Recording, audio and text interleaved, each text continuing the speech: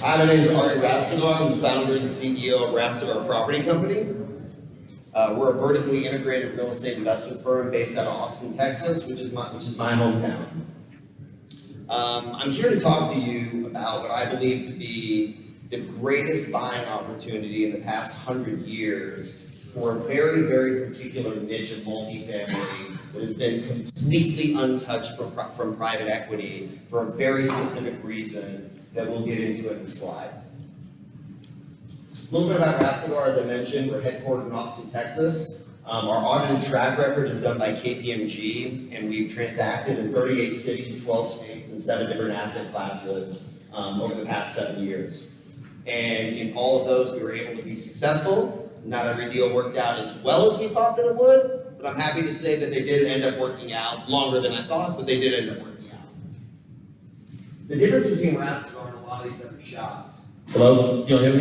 The difference between Rastegar and a lot of these other shops is that we see ourselves as a data analytics company. We bring supply chain logistics and technology to an industry that has been literally living in the dark ages. I spent 5 years on Wall Street working with the greatest minds in this business. Many of them are now our limited partners, which I find to be a little bit flattering, a little bit shocking. But we have a very, very deep bench, is what I'm most proud about. If I didn't show up to work, we still have some of the smartest people in this business that could run this business without me, but I'd like to think maybe they'd like me to join the meetings every now and then. Mark Seitel, as an example, who is our director and senior portfolio manager, was the head of the Texas Venture Review Board before he joined our shop. Kimberly Langers happens to be my sister-in-law, who ran supply chain logistics for Coca-Cola and Herbalife before joining Rastegar, and brought a level of technology and KPI integration that deals of this size, the industry has quite literally never seen, and I'll show you. So a lot of things that I'm going to show you here are not graphics, they're actual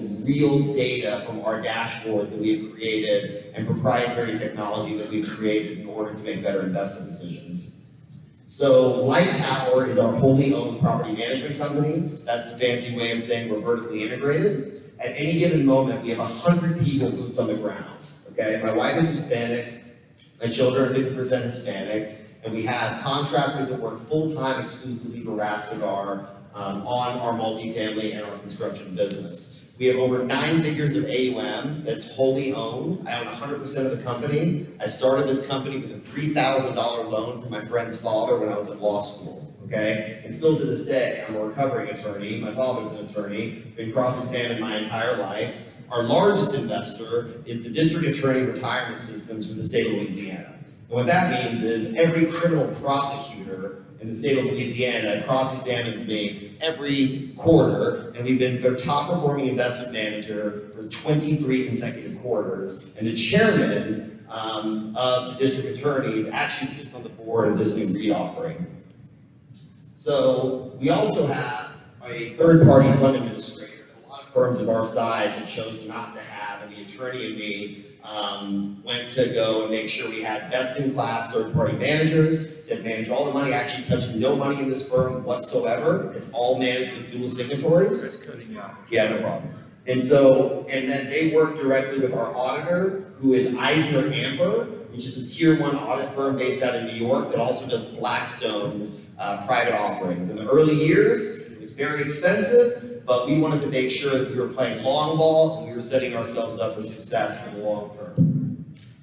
So Texas, we're going to talk about a few cities here that we are focused on. This is a Sun Belt strategy, and I'll get into the niche of exactly what we're targeting and why. If Texas was a country, it would be the 10th largest country in the world on a GDP basis, okay? That's an astounding thing if you understand the ramifications of what that really means and why we're focused on Texas.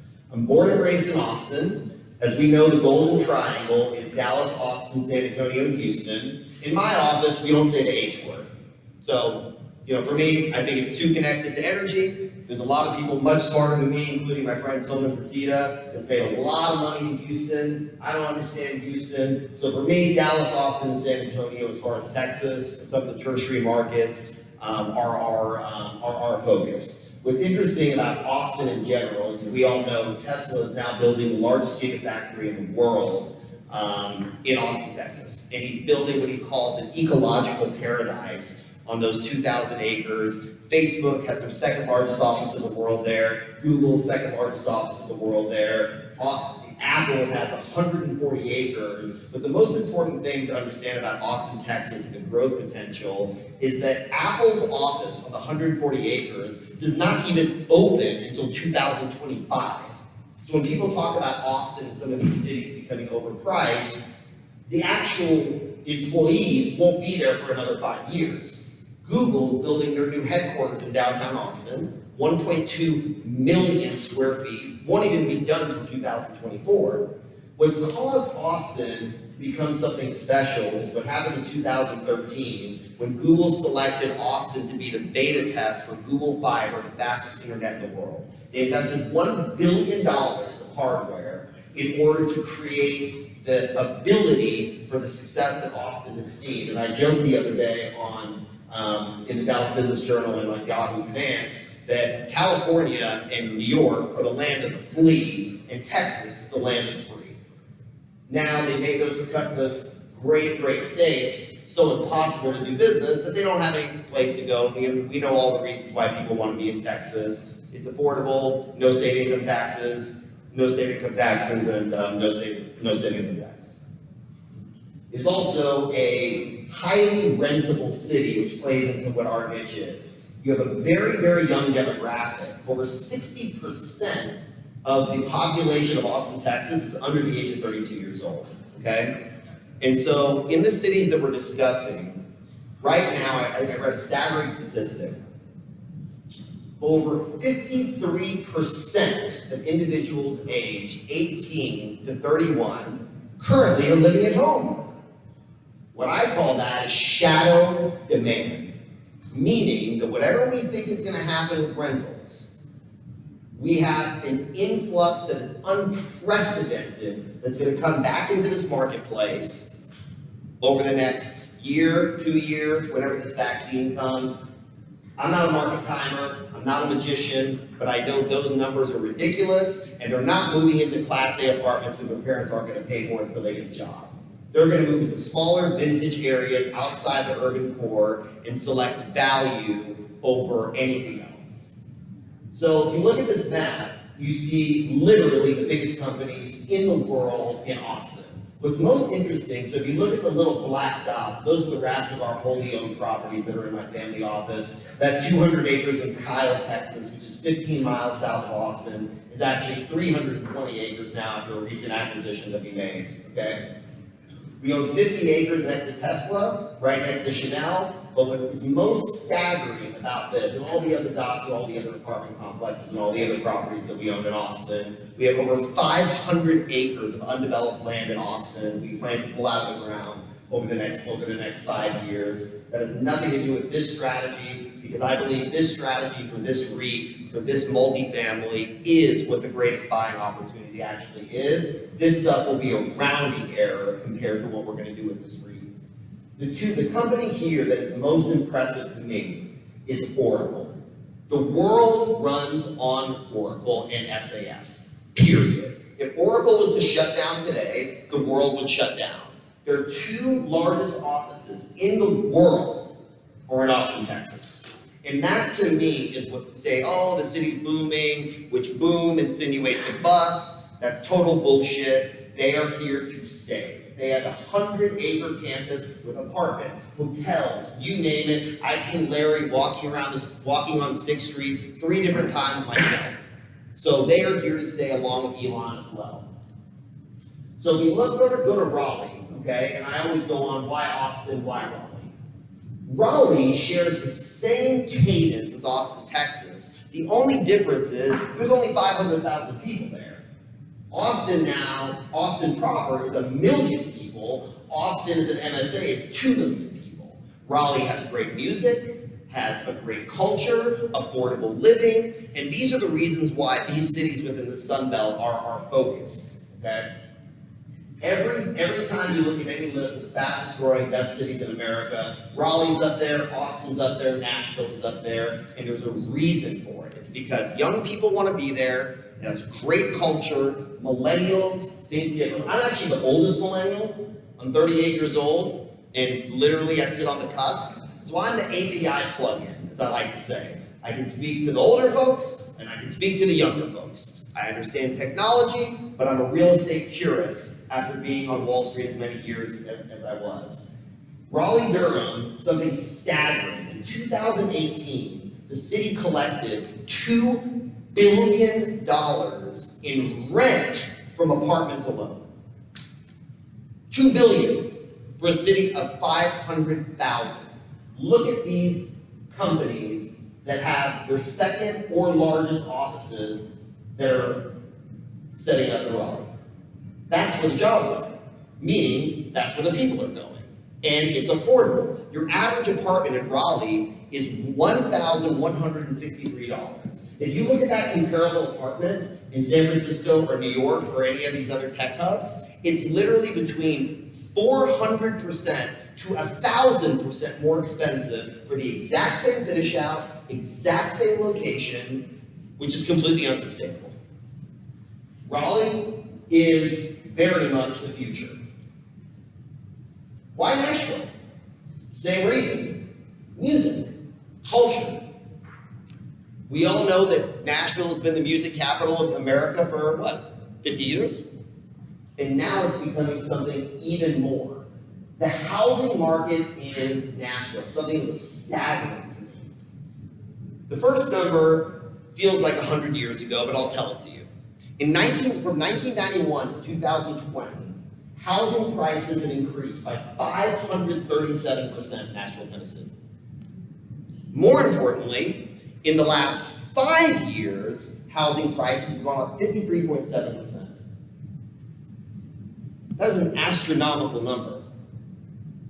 And the reason, yet again, is that by being in the city, employers can offer better benefits to their employees. And it's fun. Millennials think differently. Their core values are different. They want to be out and about. They care about social issues, about ESG issues, about different things.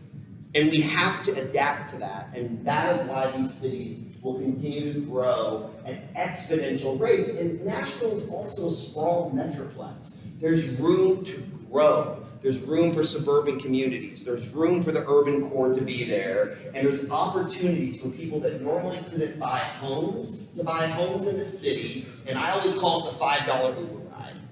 Everything is a $5 Uber ride for me.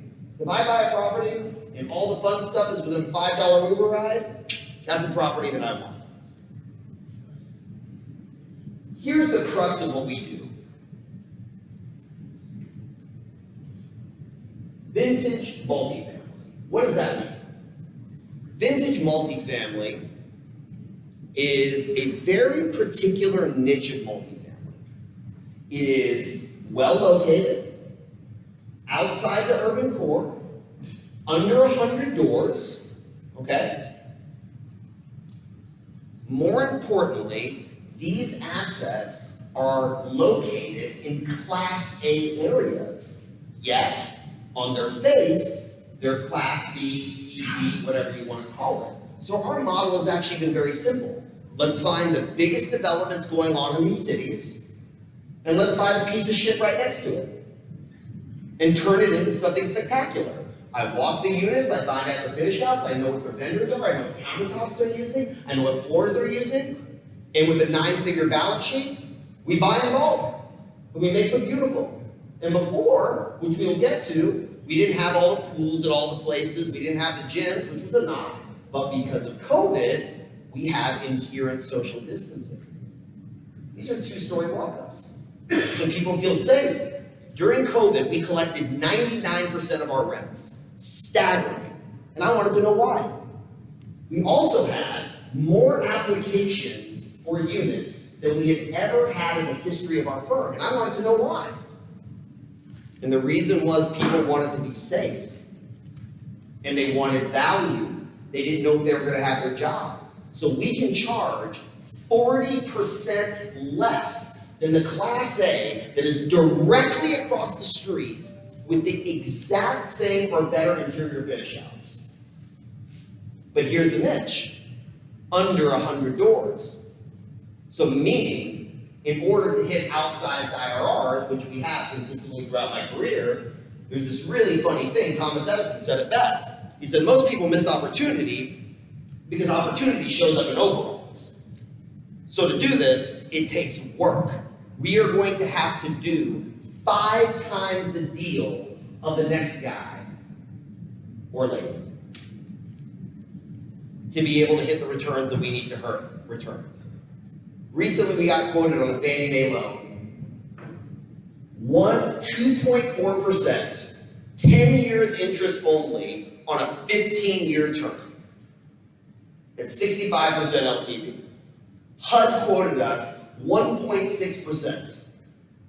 If you actually factor that into inflation, that money is actually free. Literally. And that's what we're doing. Using low leverage, using our in-house balance sheet, buying in bulk, and taking, so it's like taking grandpa and saying, hey, let's just throw grandpa in the garbage can because he's old. No, put him on the treadmill. Give him some vitamins. Take care of him. Not to mention, it's the right thing to do. To take these older, beautiful properties and not put lipstick on a pig, not change a little, put a little paint on the wall. I'm talking about taking this thing down to the studs and making it inside Class A properties. Look at the difference between these two properties. And I invite all of you to come to Austin, Texas. Because I can tell you anything all day long, but until you come to Austin and see what we do, there's no way for you to understand that, and I mean that with all due respect. And all our investors, whether insurance companies, high net worth individuals, public pension funds, you name it, when they come, they get it. So all of you are invited to be our personal guests in Austin, Texas to see exactly what we do. This is a post-COVID strategy. That's what's most important about this. Because people will be scared of the urban core for the foreseeable future, period. And it's a proximity issue. Even sitting here right now, this gentleman here is more than 6 feet away from me. Very prudently, he's wearing his mask, as he should. That's not going to change. The mental toll that has been taken on us has been dramatically underestimated because of COVID. And the vaccine won't immediately fix that, period. So we need to find ways to create yield, because here's the thing. These things cash flow like crazy. So we have a very unique opportunity to be kicking out 67% in current yield, not financially engineered, and have capital appreciation. Are we going to hit 40% IRRs? No. But we damn sure can hit a 14 or a 15 in a risk-adjusted environment. And it's not going to take me 7 years to do it. We do it in 4.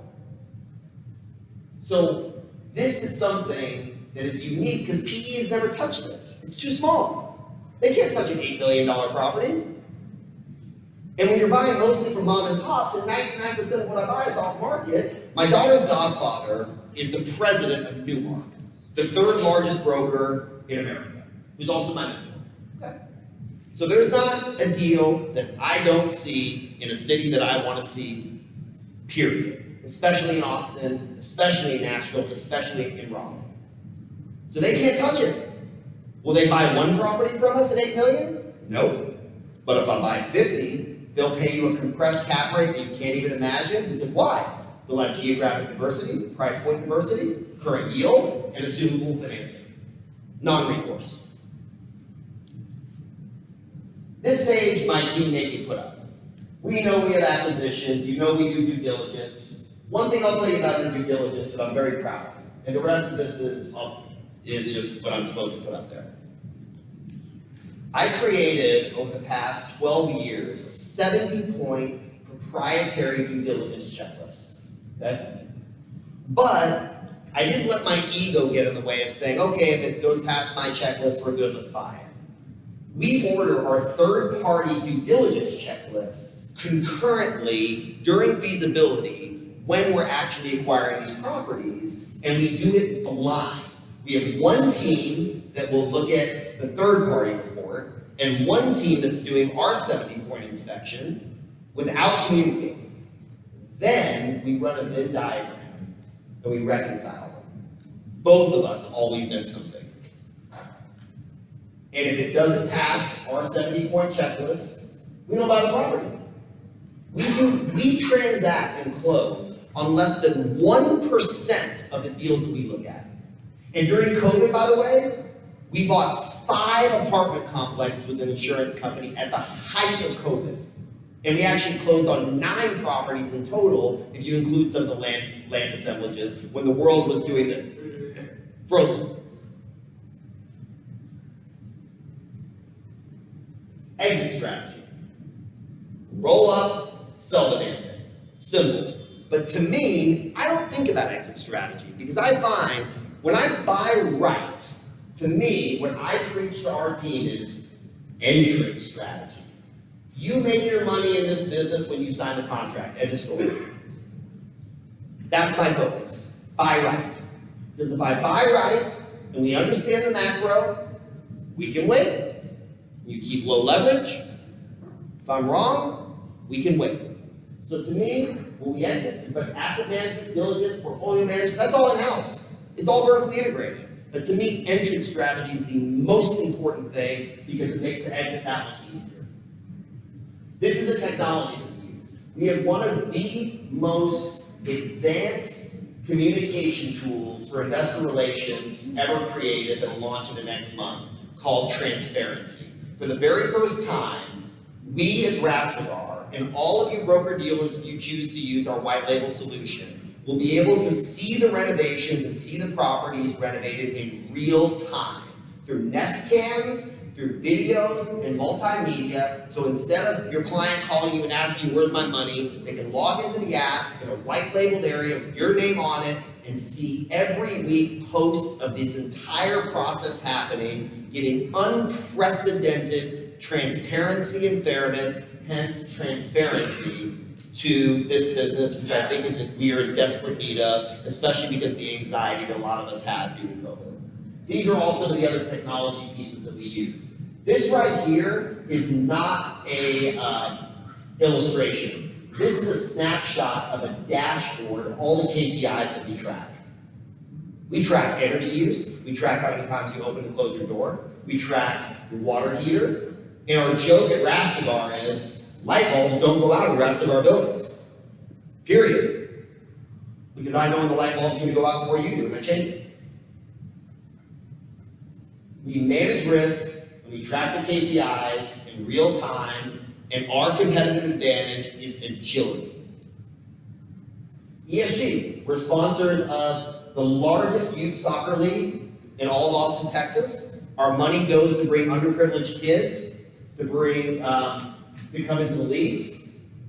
We have an unbelievable program where every employee volunteers, and one thing I'm most proud of is we have the highest percentage of female executives of any real estate company in the state of Texas. All of our senior directors, female.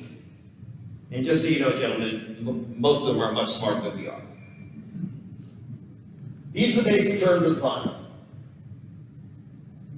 Low fees, only a 25 basis point acquisition fee.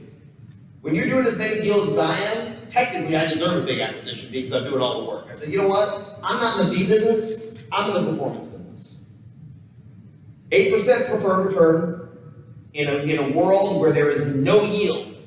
So if I don't break that 8 for real, I'm really not making any money. So I urge you to look at this, show it to your clients, and I think we're going to do something really special. Thank you.